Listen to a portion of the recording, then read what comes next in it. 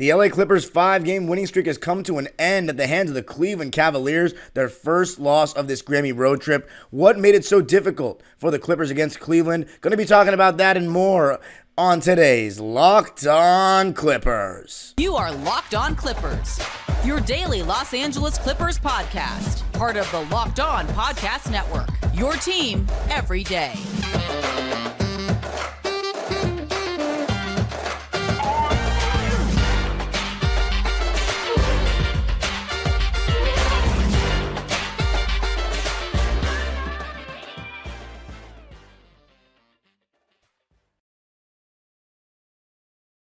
Yes, sir. You are locking in with the Clips. Thank you for making Locked On Clippers the first listen of your day, your team every day. I'm your host, Darian Vaziri, born and raised in LA, and in my 19th season as a Clipper fan. You can also follow me on Twitter and Instagram at DimeDropperPod, and subscribe to my own YouTube channel, Dime Dropper, where I went live directly after I watched the Clippers-Cavs games. And Locked On Clippers is free and available wherever you listen to your podcasts, including YouTube, where I want you to let me know, are you concerned at all that the Clippers are showing what their weakness could be?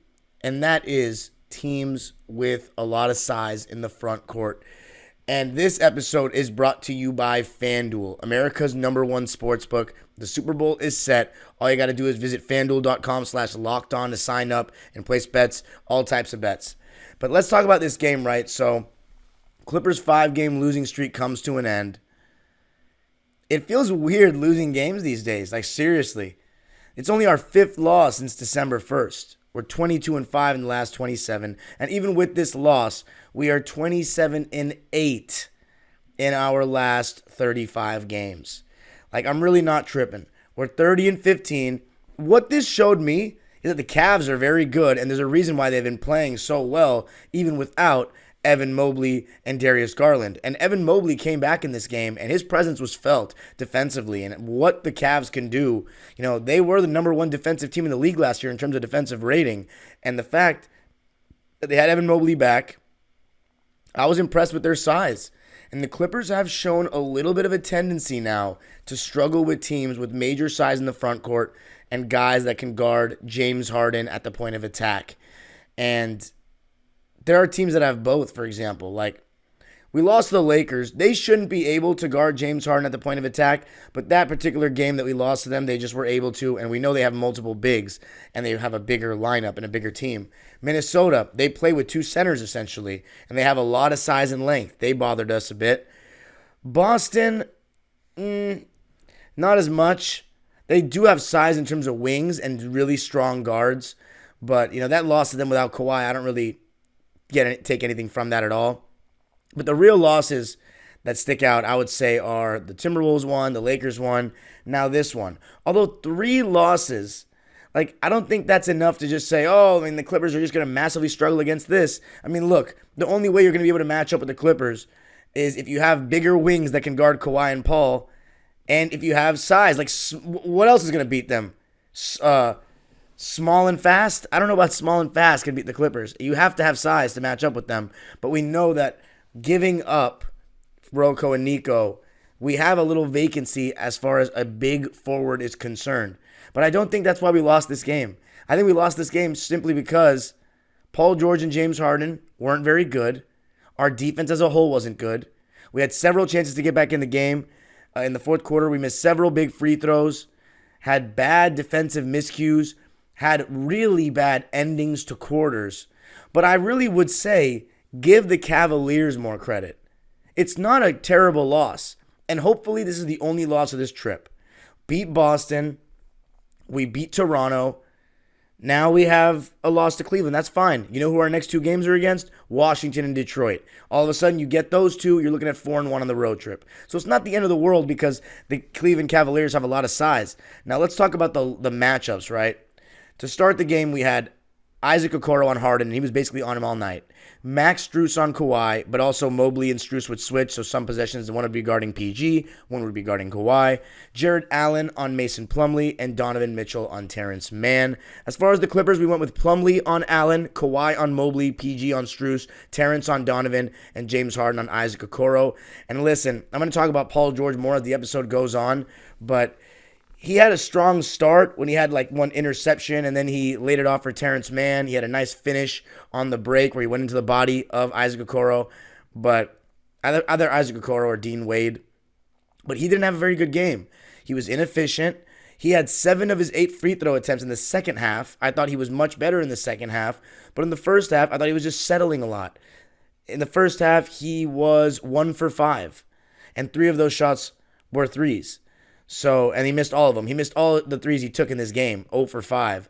So Paul George, I don't think he was that good. He also ended up fouling out of the game. That's actually being generous. He wasn't good at all.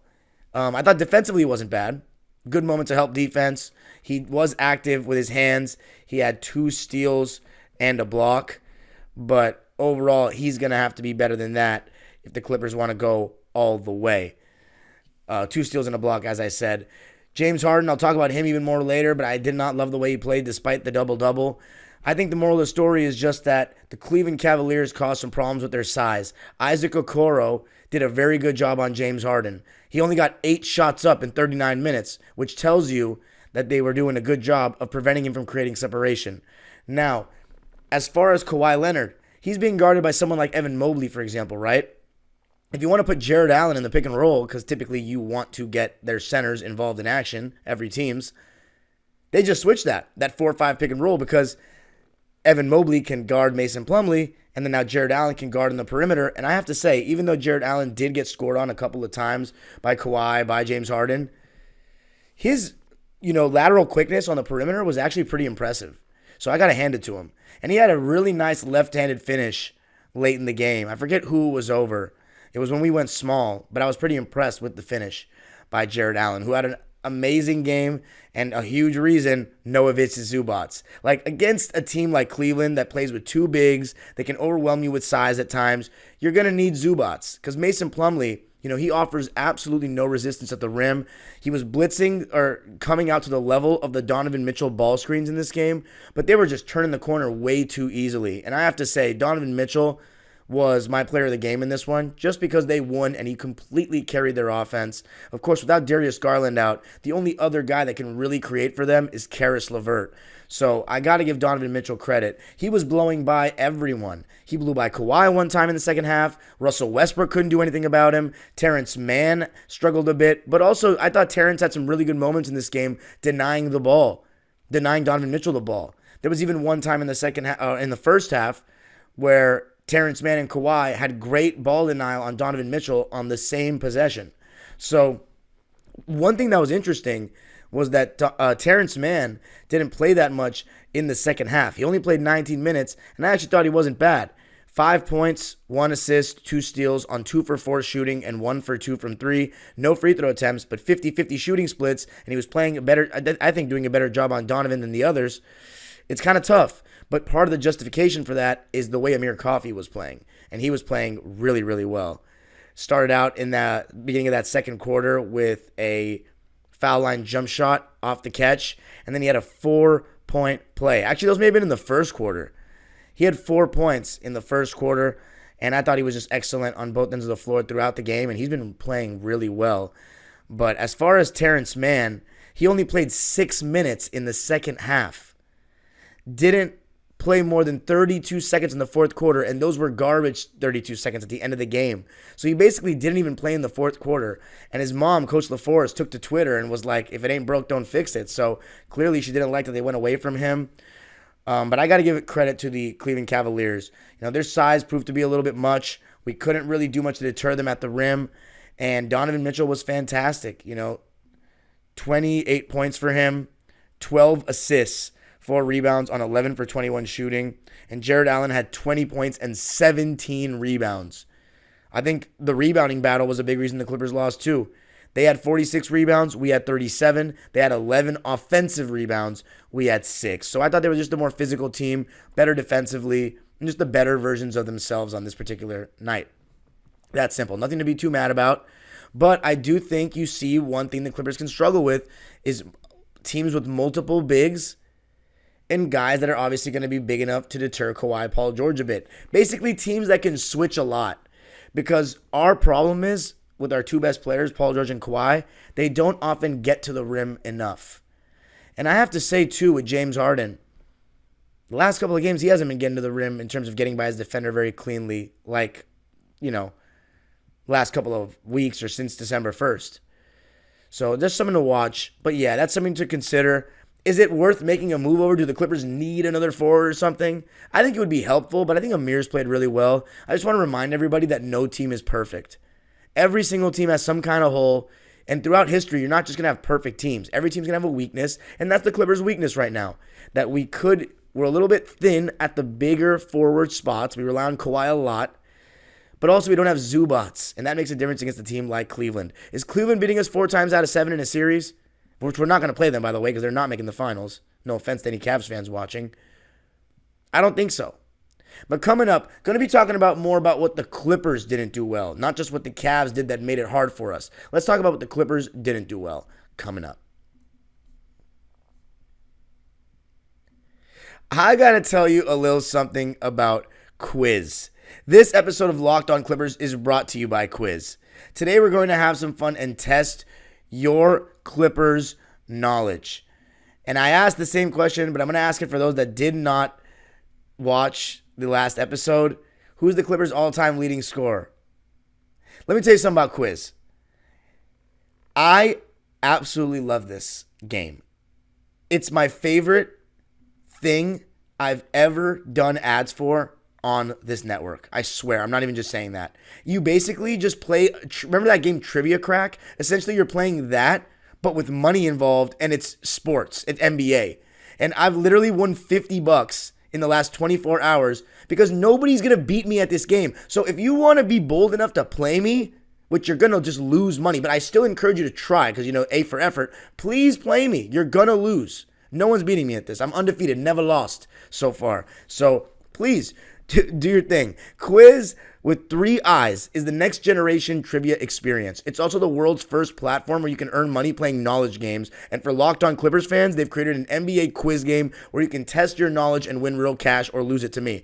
Play with friends or other fans and let your knowledge shine all the way to the bank. You can play without downloading anything. Just go to app.quiz.com and start playing today.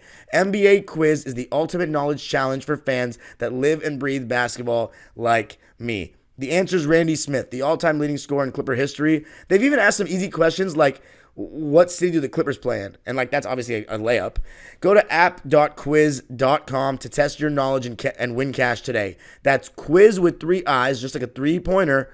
Play now, showcase your skills, and take home cash prizes.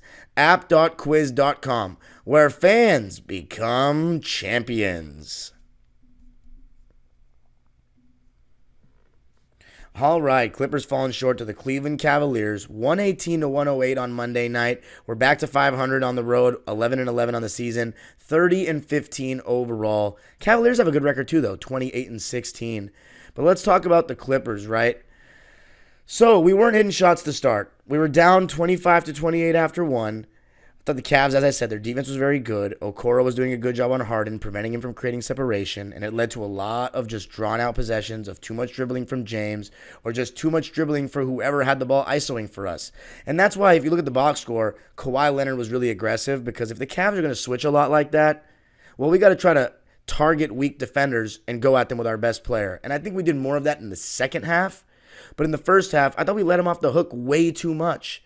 I thought we let him off the hook way too much throughout the game. But in the first half in particular, it felt like we were actively going at Isaac Okoro, their best perimeter defender.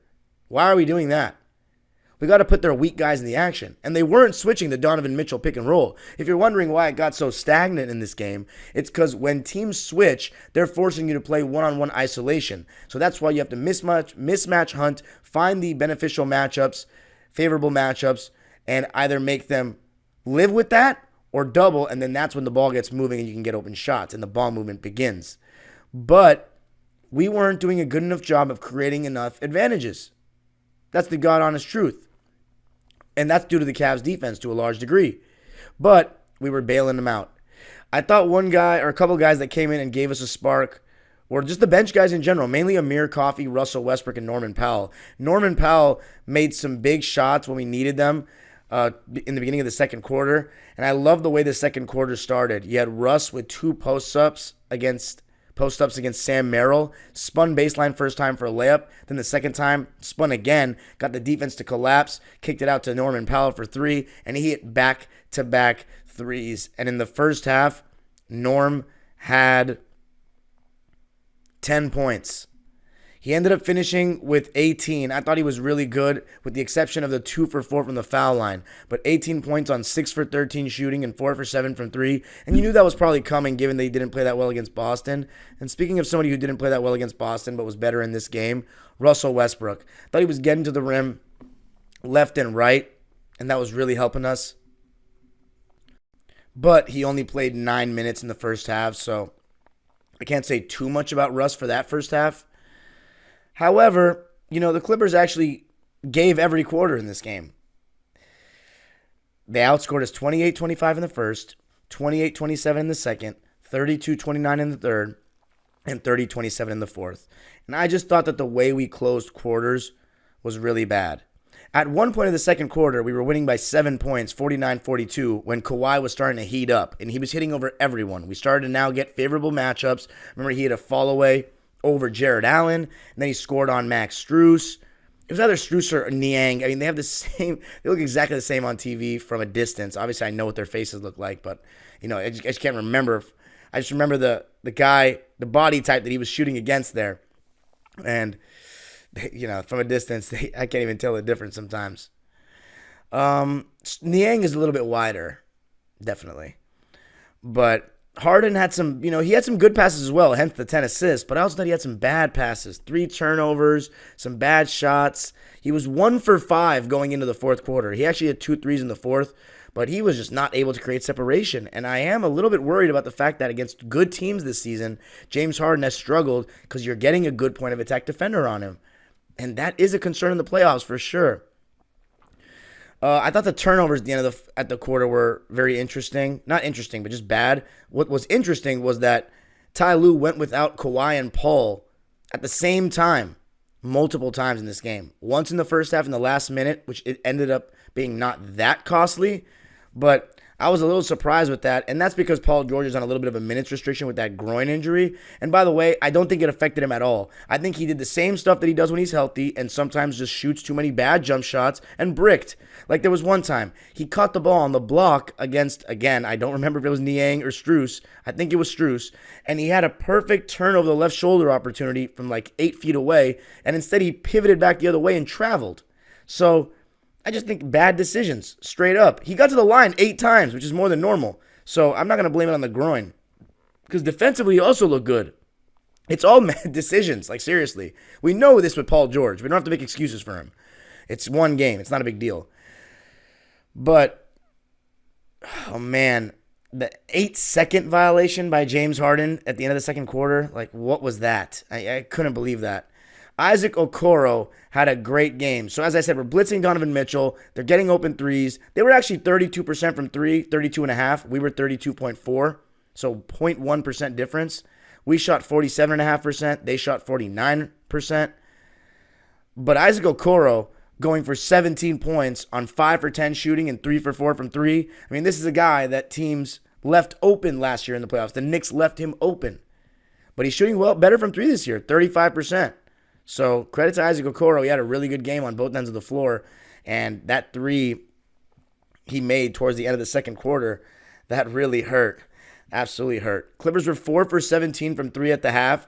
And Paul George only had 3 points at halftime. And I just thought we took some bad shots at the end of the half. Like Norman Powell took a tough contested shot with plenty of time on the shot clock. But yeah, just not a good job ending quarters. And I thought in the second half, our defense just wasn't good enough. Like we allowed 30-plus points in both the third and fourth quarter, 32 in the third, 30 in the fourth. And I thought James Harden's defense in the second half was bad. In the first half, it was good, but in the second half, it wasn't good. Whenever he guarded Donovan Mitchell or got switched on to him, It was just like he got right by him. But at the same time, nobody could guard Donovan. Russ struggled with him immensely. I thought Russ was bad defensively in the second half too. There was one time where he was just over-helping completely, and it was because of him that our defense was in rotation, and a three was made in the corner by, I believe, Niang. Again, I don't remember if it was Niang or Strus. I feel so bad now, just I keep confusing them. But he had several defensive lapses. I can't think of the exact plays right off the top of my head, but if I did a film breakdown, I could show you. And it was all in the second half. I thought Russ in the first half was pretty good defensively, and I thought he was better defensively when he came back in the fourth quarter when Paul George fouled out. But in that stretch, remember there was one time, it was his rotation around the rim, no contest, no real effort there, and lazy getting back one time, picking up somebody in transition. So I just noticed some off-ball laziness from Russ. I remember there was now it's all coming back to me. There was one time where Donovan blew by him and he tried to poke for a steal from behind. So just not the best defensive game from Russ, but I still like the way he was getting downhill. And it's not just Russ and Harden. I mean, Plumlee just offers no resistance. And when we're outmatched size-wise, we're switching everything. You got to be able to rebound. And that's the problem. When you're switching everything, 1 through 4, whatever, and you have Norman Powell guarding Evan Mobley, or you have someone guarding Jared Allen. Like there was one time where Jared Allen just grabbed the rebound over the top of Paul George's head. Paul George had the inside position. You just grab the rebound over his head. Sometimes it happens. But yeah, that's why you need Zubac. I mean, to prevent a 17 rebound game from Jared Allen. But yeah, defense I thought just could have been better. And I think that besides that Celtics game that we just saw, the Clipper defense has not been that great without Zoo. I really don't think it has. But I have to give credit to Kawhi and Paul George. I thought they were pretty good defensively. Okay, they got, scored on by Donovan. Who didn't in this game? But they still had some good rotations, good activity, and good moments of one-on-one defense. The last big reason I think we lost too, free throws, especially in the fourth quarter. We had it down to 102-109. Paul George missed a free throw that could have made it 103-109. And then Amir Coffey got an and one and missed a free throw that could have made it 109-112. And we did not capitalize on those opportunities. And if I'm not mistaken, James Harden also missed a free throw in the fourth. Yeah, he did. So there you go. We shot 2 for 7 from the foul line in the fourth quarter. Norman Powell missed 2.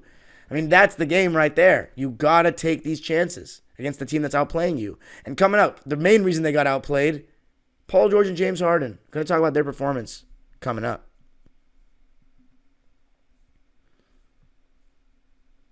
This episode of Locked On Clippers is sponsored by BetterHelp. If you've ever needed some guidance, I mean, right now is the new year, right? And we get obsessed with ways to change ourselves, the New Year's resolutions. But sometimes you don't give yourself enough credit and try to get better on what you're already doing right and master it. Take it to the next level. Maybe you finally organized one part of your space and you want to tackle another. Therapy can help you find your strengths so you can ditch the extreme resolutions and make changes that'll really stick. And if you're thinking of starting therapy, give BetterHelp a try. It's entirely online, designed to be convenient, flexible, and suited to your schedule. And all you got to do is fill out a brief questionnaire to get matched with a licensed therapist. And you can switch therapists anytime for no additional charge if you feel like the first one or second one or however many aren't the right fit for you until you find the one that is. Celebrate the progress you've already made. Visit BetterHelp.com/LockedOnNBA today to get 10% off your first month. That's BetterHelp, HELP.com/LockedOnNBA. I got to tell you a little something about FanDuel. Happy Super Bowl to all who celebrate from FanDuel, America's #1 sportsbook. Niners, Chiefs, here we go. Rematch of the 2020 Super Bowl. If you're like me, Super Bowl Sunday is all about scoring the best seat on the couch, grabbing your favorite football snacks, and placing some super bets. Super Bowl is a big day for America. So many people are watching. It's like a national holiday, and it's just a huge spotlight for those two teams and a special occasion for the teams involved and the fans involved. And FanDuel has so many ways for you to end the season with a W or 2 or 3. Not only can you bet on who will win Super Bowl 58 between the Niners and the Chiefs. As a Rams fan, I do not want the Niners to win. But FanDuel also has bets for which players will score a touchdown, how many points will be scored, and so much more. New customers, join today and you'll get $200 in bonus bets if your first bet of $5 or more wins. Just visit FanDuel.com/lockedon to sign up. That's FanDuel.com/lockedon. Make every moment more with FanDuel, an official sportsbook partner of the NFL. All right, Clippers losing this one 118-108, breaking their 5-game winning streak. It was a tough one, absolutely a tough one. I thought the bright spot, though, Kawhi Leonard, he was fantastic. Even throughout the game, he scored 30 points. He had 8 rebounds, 3 assists. He was keeping us in it, absolutely keeping us in it. And it was funny because the third quarter was so neck and neck. Mobley was in drop coverage versus Harden, but he was guarding Kawhi a lot. Allen also in drop coverage versus PG. So they were confident with their point of attack defenders doing a good job of staying attached and having their rim protectors be ready to protect the rim with that drop coverage. Kawhi did hit a go-ahead 3 in the third and hit an insane step back in the corner over Donovan.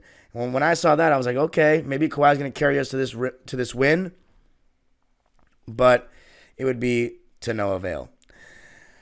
As I said about Russ, he got to the rim nicely. I thought he brought some good stuff to this game. Had that big steal late in the game that led to a Mears and 1 against Isaac Okoro.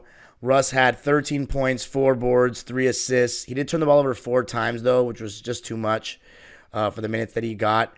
The Clippers in this game, actually both teams turned the ball over 13 times. So there's that. You want to see that, number around 11 max if you're the Clippers. But Russ shot 5 for 8 from the field, 0 for 2 from 3. I like that he didn't take a third. 3 for 4 from the line in 22 minutes of play. I talked about Norman Powell's 18 points. Amir Coffey had 13 points on 5 for 9 shooting and 2 for 5 from 3. So he continues to be really good. But ultimately, by the way, the end of the third quarter, a bad Russ shot, a bad Kawhi shot when he had the whole defense loading up on him and Amir was shooting well. And Donovan, that was a stretch where he was really cooking everybody that third quarter. I want to see how many points he had in that third because it was tough to stop him. He had 9 points and 5 assists. You see, he had his fingerprints all over it, and he played the entire quarter, as did Kawhi Leonard for us. Speaking of somebody who was very quiet, Daniel Tice had a donut. 4 rebounds, 5 assists, so he made some good reads in the short roll, but 0 for 1.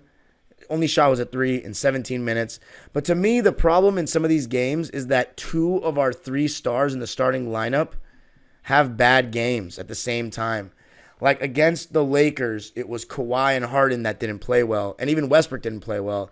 Then against Minnesota, Harden didn't play well, and I believe Paul George didn't play well.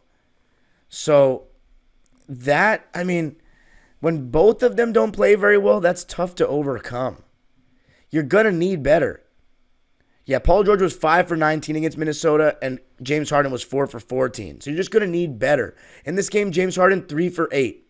He didn't get good shots off. He turned the ball over, and on defense, he was bad in the second half. So we were struggling with their size, so we went with a switch everything kind of unit, James Harden, Kawhi Leonard, Paul George, Norm, and Amir Coffey. So Kawhi at the 5, and we're playing against 2 bigs. And honestly, it wasn't that bad. I thought, it was just basically a mismatch hunt both ways. They were going at Norman Harden, and we were trying to go at Jared Allen and Karis LeVert. So Dean Wade was guarding James Harden for a lot of the fourth quarter, and he was putting Jared Allen in the pick and roll. And he got some really good looks. Like Jared was making Harden go right. And he got by him a couple times, but I don't know why. James Harden hasn't really made his floater much so far this season, and that used to be automatic for him, so hopefully that'll get going at some point. But he got some good looks. I will say the one that Harden missed that led to Karis LeVert's layup, and that was after Max Strus hit a contested 3 where Russ had a good hand up. That was 5 straight points that made it 112-100, and after that I didn't feel confident. Remember, Paul George and Kawhi are out of the game at the same time at this point.